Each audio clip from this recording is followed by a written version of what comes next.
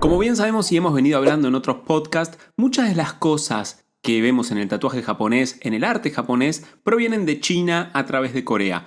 Pero las partes del tatuaje japonés, si bien están inspiradas en mitologías chinas, en el arte chino y demás, las partes del tatuaje japonés son un invento japonés al 100%. Así que hoy en este podcast vamos a ver las distintas partes que tiene el tatuaje japonés. Así que acomódate que desde mi estudio en Olivos comenzamos con este podcast.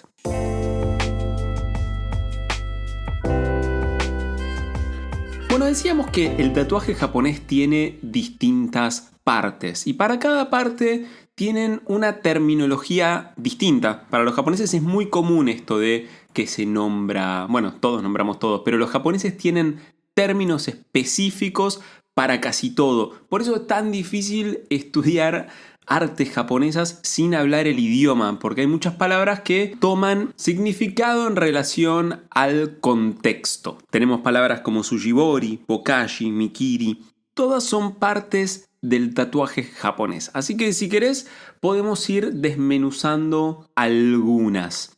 Este va a ser un podcast en el que voy a hablar sobre esto. Sé que muchas veces hablo sobre otras cosas. El tema es que yo tengo alma de psicoanalista, me psicoanalicé muchísimos años y la manera de producir sentidos, significados en psicoanálisis es hablar de otra cosa. Entonces, hablando de otra cosa se produce en determinado punto sentido, sobre todo cuando hay cosas que vienen de lo inconsciente, ¿no? Porque una cosa es que yo te nombre las partes del tatuaje japonés, por ejemplo, no sé, sujibori, que es el delineado, y otra cosa es aplicarlo en la piel. Hay una cosa muy loca ahí que es un poco lo que le pasa a los médicos. Los médicos pueden saber todo sobre el cuerpo humano, pero no pueden saber nada sobre cómo está sufriendo el cuerpo de ese ser humano o cómo la persona vivencia ese padecimiento orgánico que está teniendo. El médico de eso no puede saber demasiado porque no puede saber qué está sintiendo la otra persona, más allá de poder empatizar emocionalmente, ¿no? Lacan llamaba esto la falla epistemosomática. Es la distancia, la iancia que se produce entre la teoría científica y lo real del cuerpo. Bueno, acá también pasa un poco lo mismo, porque podemos nombrar todas las partes del tatuaje japonés, yo te puedo explicar todas esas partes, te las puedo nombrar, pero no te puedo transmitir la vibración que yo siento cuando veo, no sé, una espalda terminada o un horimono entero, o cuando veo la diferencia entre el tatuaje hecho en tebori, que también te puedo explicar la técnica, pero vibra de una manera que el tatuaje en máquina no vibra. Pero tal vez me vibra solamente a mí y a otra persona no, pero porque yo capaz tengo más afinidad con el tebori en el sentido de esa romantización de hacer un tatuaje a mano, por ejemplo, ¿no? Entonces, vamos con estas partes, pero obviamente hay que experienciarlas. No sé cómo si está bien dicho, no sé si es una palabra. Por suerte, en psicoanálisis se permiten estas palabras que se llaman neologismos, así que bueno, yo la voy a usar. Hay que llevarlo a la práctica, hay que jugar con eso, ¿no? Entonces, bueno, decimos que para los que están escuchando el podcast, que no son tatuados o que se están pensando en tatuar, el tatuaje se suele hacer en distintas sesiones cuando es un tatuaje grande como un tatuaje japonés. Lo primero que se hace es el delineado, o sea, las líneas. Eso en japonés se llama sujibori. Una vez que se termina el delineado, generalmente se empiezan, o por lo menos yo empiezo a modular algunas líneas, generalmente las líneas del Shudai, que es la figura principal, sobre todo cuando dibujo algún animal mitológico, algún personaje tipo, no sé, un samurái o un héroe del Suikoden, alguna de esas cosas que requieran una línea un poco más modulada por partes. Eso igual creo que depende de artista a artista. Yo lo hago. Ni bien termino el sujibori, empiezo con eso, a modular esa línea e inmediatamente después empiezo con los bokashi, que son las sombras. Bokashi es una palabra que viene, como muchas cosas en el tatuaje japonés, como el 80% de las cosas, diría, por tirar un número, son los degradados, ¿no? Son los... seguramente has visto un atardecer en algún ukiyo-e, por ejemplo, en la ola de Hokusai, que vos ves cómo se va degradando el fondo. Eso se llama bokashi, que también se hace como por niveles. Se utilizan unas agujas un poco más gruesas, que les decimos magnum o round magnum, dependiendo del artista. Yo suelo utilizar casi todo round magnum, salvo para modular las líneas, que eso directamente lo hago con una flat, una M1. Se pasa esa aguja que se llama round magnum y yo empiezo a pintar con lo que se llama hon bokashi, que es el negro pleno. Y después empiezo a jugar un poco con lo que se llama el akebono bokashi, que es, bueno, el empezar a hacer el degradado. Ya por último empiezo a meter muy rápido el umazumi bokashi, que es el gris, digamos. Entonces ahí vas creando, o por lo menos yo voy creando ese degradado. El negro lo paso un poquito más fuerte, con la máquina un poquito más fuerte. Yo no uso mucho voltaje, pero voy un poquito más fuerte y más suave, más despacio para que quede súper prendido de una. Después bajo el voltaje muchísimo y ahí empiezo a pasar varias veces para crear los grises, para crear el Imazumi Bokashi. Después, recién paso a el fondo, paso a los acompañamientos y a la figura. La figura principal se llama Shudai. Eso seguramente ya lo habremos visto en algún otro podcast. El Shudai es, bueno, el motivo principal del tatuaje. No sé, un dragón, un Ryu, puede ser el Shudai del tatuaje. Después es todo acompañamiento o fondo, ¿no? La magia que tiene el tatuaje japonés es que está todo integrado. Eso es lo lindo del tatuaje japonés, que no se da en otros tipos de tatuaje. Que vos tenés el fondo integrado a la figura, pasa por arriba, pasa por abajo, hay una nube que se está metiendo dentro de la figura o la figura está saliendo del agua o las flores están entrelazadas al personaje, al Shudai. Pero así y todo vos podés distinguir, como que podés separar las partes. Pero es como esa famosa frase de la Gestalt que dice: el todo es más que la suma de las partes. Pero igual vos podés ver las partes del tatuaje japonés. La verdad que eso es realmente impactante. Ahora bien, te decía que el fondo se llama Gakubori, los acompañamientos se llaman Keshobori o Keshoubori se escribe. La U siempre es como una alargue, o sea, si tenés una U en japonés al lado de una O, se lee O, como una alargue.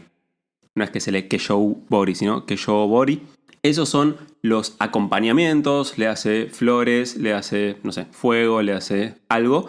Los acompañamientos de la figura principal. Y después tenés, bueno, el Shudai, que es la figura propiamente dicha, ¿no? El motivo principal del tatuaje, por lo que la persona generalmente viene a consultar.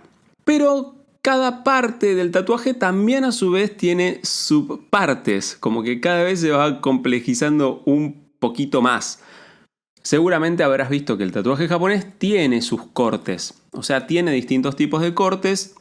Podemos reconocer rápidamente 4, que son uno de los más frecuentes que se utiliza, porque es muy lindo, es el botan mikiri. Perdón, el fondo se llama mikiri. En realidad el fondo se llama gakubori. El mikiri es cómo se corta ese fondo, cómo es la terminación de ese fondo. Entonces, el botan mikiri es esa formita medio redondeada que hay en los cortes, en las terminaciones del tatuaje japonés. También tenemos el butsugiri, que es totalmente recto.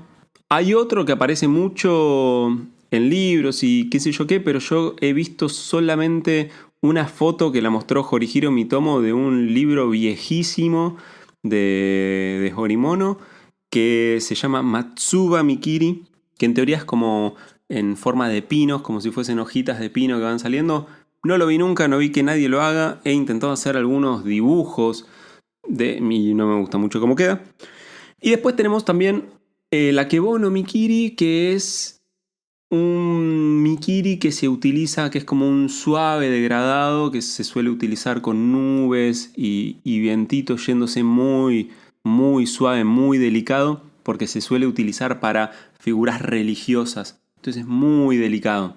Y por último tenemos el que yo estoy usando en casi todos mis tatuajes, que se llama Yari Mikiri, que es como un degradado y algunos le hacen como puntitos, como si fuese gravilla yéndose. Mirate, escuchá el primer episodio del podcast en el que hablo sobre la historia del tatuaje japonés, que ahí te cuento un poco por qué empieza el tatuaje japonés con estos personajes que empiezan a aparecer tatuados en una novela, la de los héroes del Suikoden. Bueno, generalmente cuando los japoneses empezaban a tatuar estas figuras, también tenían que hacer sus tatuajes adentro del tatuaje, como si fuese un metatatuaje. Eso también tiene un nombre que se llama Nijubori, que es como un tatuaje dentro del tatuaje. Y en esos tatuajes dentro del tatuaje era muy común usar el Yari Mikiri, que es como una gravilla que se va como diluyendo. Yo lo estoy usando un montón, solamente que no le estoy poniendo el puntillismo.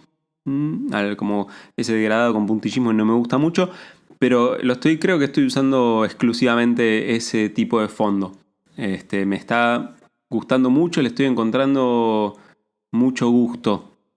Y la realidad es que es algo que no se hace tanto. O sea, no se suele ver tanto. Entonces, por eso también me está copando más. Y después se hablaba en un documental, escuché. No era un japonés, era un investigador sobre el tatuaje japonés, que él hablaba de que los japoneses dejaban muchos espacios sin tatuar porque con el tiempo traía problemas hepáticos o renales. Él decía una cosa así, como que tapar las glándulas donde el cuerpo más transpira, como que eso era malo para el hígado y no sé si los riñones. Tal vez lo de los riñones me lo estoy inventando, pero también había una historia circulando que decía que Horiyoshi tiene problemas en los riñones por el tatuaje, porque él está todo tapado, está todo cubierto. Hasta la cabeza tiene tatuada, las axilas, todo, como que está muy cubierto y que eso le hubiese traído esos problemas renales que lamentablemente sufre. De hecho, cuando estuve en Yokohama en abril del año pasado, ¿cómo pasa el tiempo? Cuando estuve en Yokohama en abril del año pasado, yo lo iba a ir a ver a Horiyoshi, de hecho fui a verlo y me encontré con que estaba en el hospital, pobre. Así que había tenido que ir a hacer una diálisis de emergencia, una cosa así. Pero bueno, todas esas partes que se dejan sin tatuar se llaman Nukibori.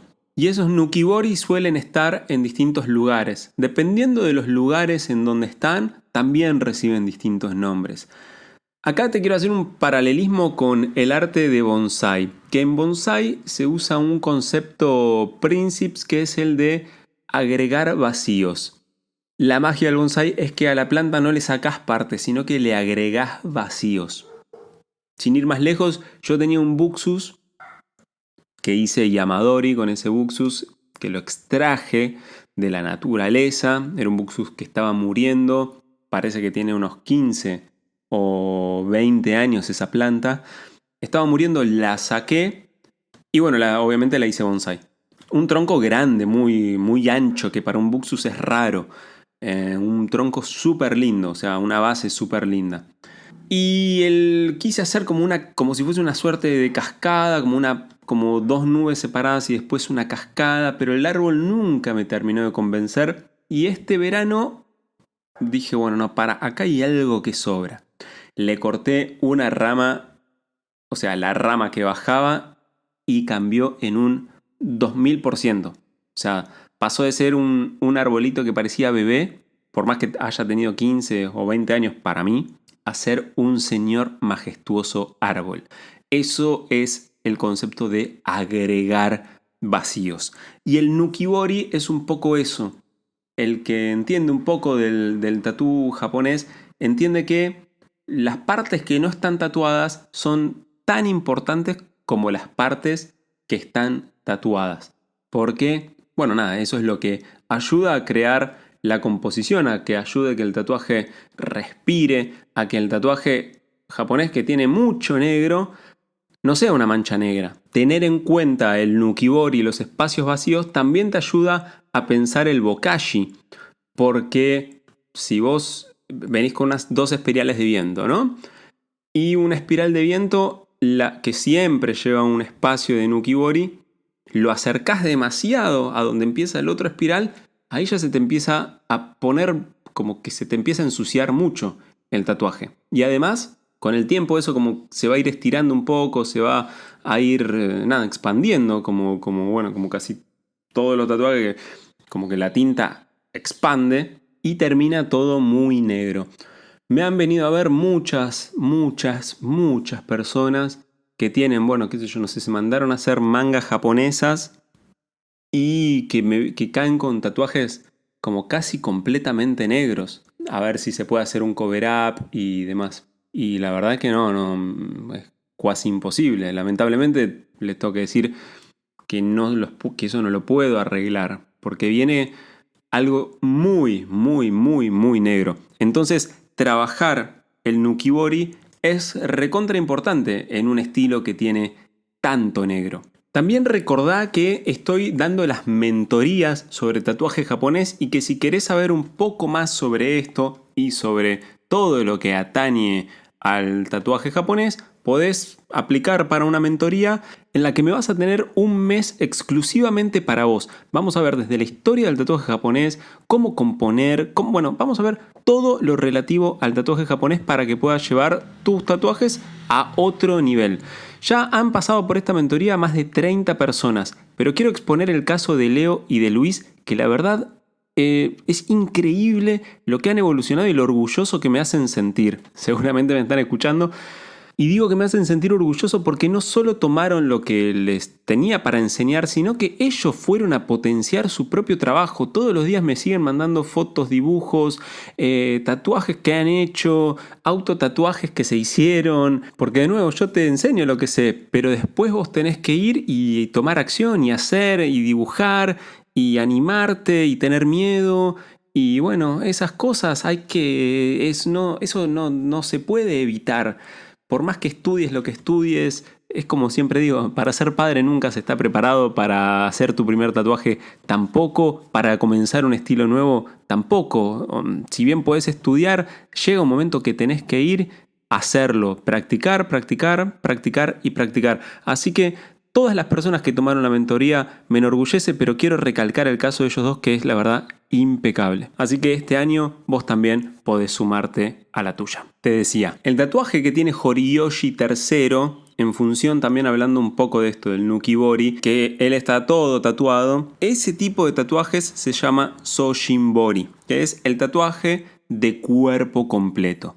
Ahora bien, yo justo te hablé de que Horiyoshi tiene cubiertas las axilas, si mal no recuerdo. Pero bueno, no importa, ponele que no, pero que hay una persona que tiene un Sojinbori y que tiene cubiertas las axilas todas tatuadas. ¡Qué dolor! Yo no tengo huevos para hacerme eso. Esa axila toda cubierta de tinta, que generalmente se suele poner algún yunga o alguna cosa así, algún motivo erótico o algo por el estilo, los japoneses le dicen tsubushi, todo tatuado. Cuando se deja un poquitito de piel a la vista, solo un pequeño circulito, se le dice kobangata. Y ya cuando se deja el famoso triángulo en la parte del bíceps, que toma el bíceps, la axila, eso se llama katabori. Ese Sojinbori también, o sea, ese tatuaje de cuerpo completo, puede tener mangas largas o mangas cortas. Si tiene mangas largas, se llama nagasode, ese tipo de corte. También puede tener un corte que se llama shichibu, que son los 3/4 de manga. Y también puede haber un corte con mangas cortas que se llama gobusode.